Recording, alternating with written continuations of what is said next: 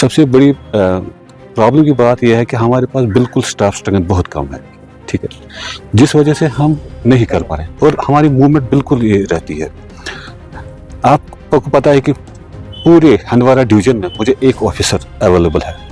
अब कंप्लीट 5 जगह से आ जाएगी, वो कहाँ कहाँ बेचारा वो एड्रेस करता फिरेगा। मेरी गुजारिश लोगों से ये है कि जितनी बार भी आप इलीगल करेंगे, हम उतनी बार आपकी गाड़ियाँ पकड़ेंगे।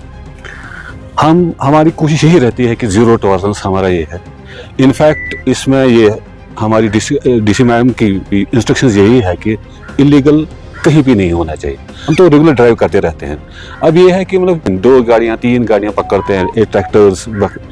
बदकिस्मती की बात यह है कि ट्रैक्टर्स ने हमारा मतलब बिल्कुल जीना हराम कर दिया है। ट्रैक्टर्स एक्चुअली एग्रीकल्चर पर्पस के लिए है, लेकिन वो यूज हो रहे हैं माइनिंग के लिए। इनफैक्ट हमने पुलिस को पूरी अथोराइज किया है कि आप हर एक नाके पे गाड़ी को चेक कर लीजिए।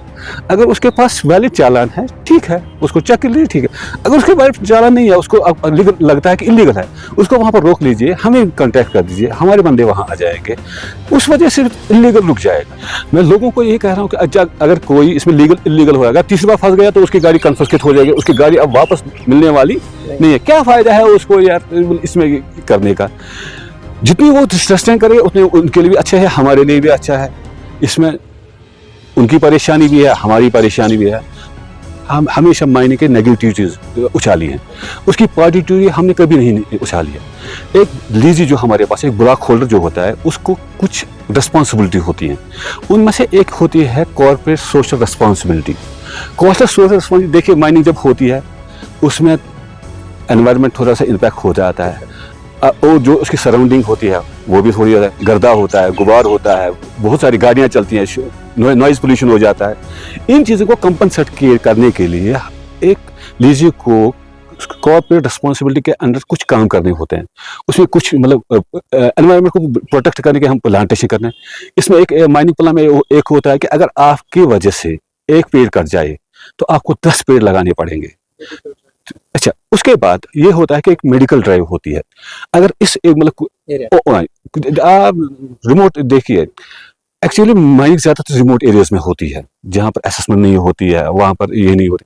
उसके लिए हम मेडिकल ड्राइव कर रहे हैं, मेडिकल कैंप्स भी करते हैं। इनफैक्ट हमारे पास एक फंड होता है जो हम इन्हीं से ले लेते हैं, लीजी से ही ले लेते हैं। उनका कंट्रीब्यूशन उनका भी कंट्रीब्यूशन होता है, हमारा कंट्रीब्यूशन होता है, उसको बोलते हैं DMFT फंड।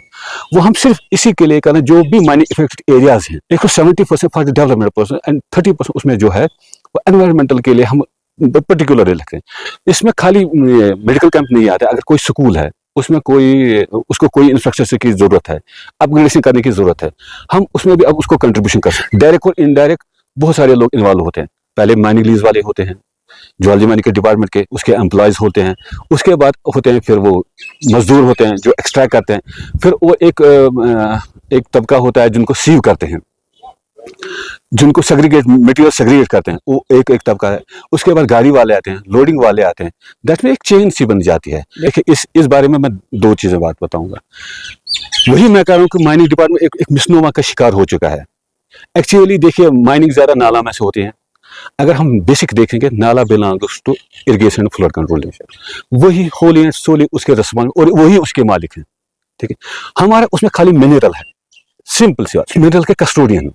देखिए, जब तक हमें INDFC और इरिगेशन डिपार्टमेंट जब तक हमें NOC और आइडेंटिफाई स्पॉट करके नहीं देगा, तब तक हम नाले के साथ हाथ भी नहीं लगा सकते हैं। लीज के लिए सभी खुश हो जाते हैं, हाँ जी लीज हो जाएगा, हमारे पास एम्प्लॉयमेंट आ जाएगी, हमारी डेवलपमेंट हो जाएगी, तब सब बहुत। लेकिन जब वो आगे आगे चलते जाते हैं तो लोग उसी के खिलाफ मतलब फिर शिकायतें करते रहते हैं। लेकिन ये जब किसी लीज होल्डर को हम लीज देते हैं अगेंस्ट एक बिड, उसमें हमारा खाली एक डिपार्टमेंट इन्वॉल्व नहीं होता है। सबसे पहली बात, उसमें रेवेन्यू डिपार्टमेंट इन्वॉल्व होता है। जब तक रेवेन्यू से उसे एक्सट्रैक्शन नहीं मिलेगा, टाइटल ऑफ लैंड नहीं मिलेगा, वो उसके बाद इरिगेशन वाले देख लेते हैं कि उनके कोई हेड्स उसे डिस्टर्ब तो नहीं होते हैं। इसमें PHE डिपार्टमेंट है, उनके हेड्स डिस्टर्ब नहीं होते, उसके वाटर लिफ्टिंग सिस्टम डिस्टर्ब तो नहीं हो रहे हैं। फॉरेस्ट डिपार्टमेंट है, सॉइल कंजर्वेशन डिपार्टमेंट है, इसमें फिशरीज है, वाइल्ड लाइफ है, टूरिज्म है। वो कौन सा डिपार्टमेंट नहीं है जिनसे हम पहले NOC नहीं ले लेते। जब हमने सब लोगों से NOC ले ली है, तो अब उन्होंने देखा कि फिजिबल स्पॉट है। उसके बाद एक DSLR बनता है। डिस्ट्रिक्ट सर्वे रिपोर्ट एक बनता है। डिस्ट्रिक्ट सर्वे रिपोर्ट में क्या होता है कि हर साल हम ये सर्वे करते हैं, हमारा डिपार्टमेंट चूंकि एक साइंटिफिक डिपार्टमेंट, हमारा ये डिस्ट्रिक्ट सर्वे रिपोर्ट में हो रहता है कि उसको बोलते हैं रिप्लेसमेंट।